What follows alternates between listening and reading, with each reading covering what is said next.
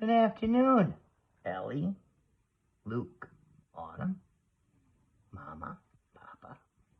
Today's story is The Mice and the Elephants. Let's begin. Long ago, in India, there was an old town.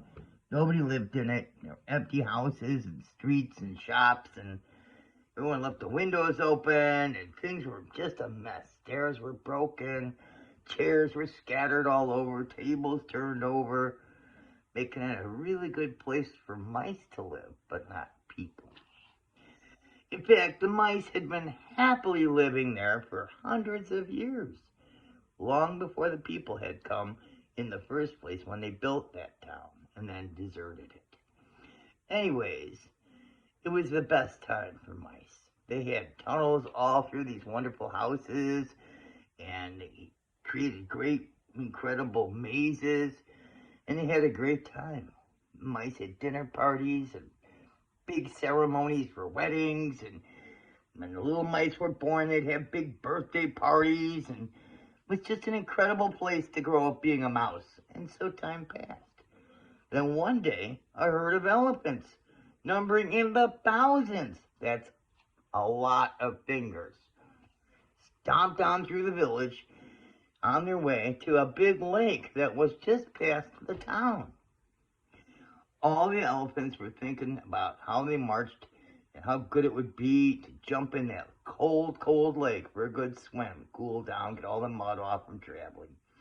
They didn't know that as they marched through that town, those big elephant feet were stomping down all those incredible tunnels that the mice had made over the hundreds of years that they were there. What a mess those elephants left behind. Because elephants' feet are big, and elephants are very heavy. So when they stomp down on a tunnel, they stomp down on the tunnel. A lot of the tunnels crashed and collapsed and dirt everywhere. The mice were very upset, and they had a meeting that very night. If the herd comes back this way, our community is doomed, said the mice. There's only one thing they could do. A very brave group of mice followed all those elephant footprints, and they are big footprints, all the way to the lake. That was a long way for mice to go. A short way for elephants, a long way for mice. There they found the king of the elephants. They bowed before the king of the elephants, and one mouse walked forward, spoke up for all the other mice, and said, "O King Elephant, not far from here is our mice town. It's in that old deserted human town you passed through. You might remember it." "Of course I remember it," said the Elephant King. "We're elephants, but we did not know that a mice community was living there." Elephants never forget. Never. "How could you?" said this mouse. "But your herd stamped out so many of our tunnels and homes where our families have lived for hundreds of years. If you were to go back the same way you came, it's going to destroy our town. It'll be the end of us. We're so tiny and you're so big. We must ask you, please, couldn't you find a different way to go back home? Who knows, maybe someday we mice can help you elephants too." The Elephant King smiled. Imagine, how could a tiny mouse ever help an elephant?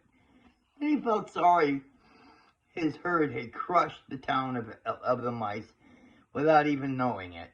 And he said, "There's no need for you to worry. I'll lead my herd home a different way. We won't go through your town." So it happens that nearby, a certain king who ordered his hunters to trap as many elephants as they could lived. Knowing that elephants came from far and wide to jump into that big lake to take a swim and get the dirt off their trunks, the king's hunters made a water trap there for the elephants.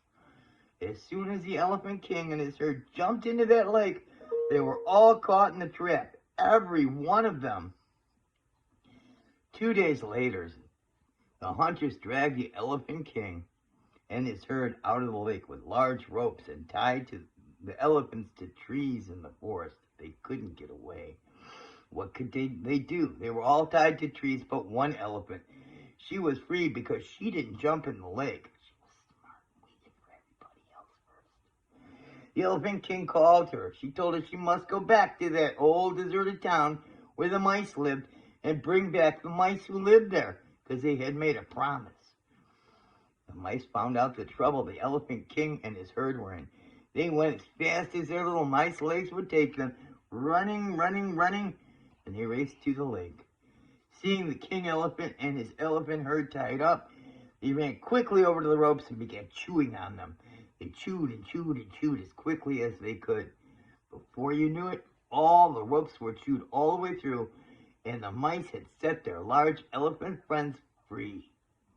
The elephant herd, from that point on, never went through that town. They always went around it, even though it was shorter to go through the town. Always went around it to pay back the mice. They kept their promise and came and saved the elephants when they needed their help. Anyways, that's today's story. And it is called The Mice and the Elephants. And I hope you guys enjoyed it. I love you very much. And Ellie, if you want to talk to me and get me to respond, call me on the phone, and I will. I love you all. Have a great night.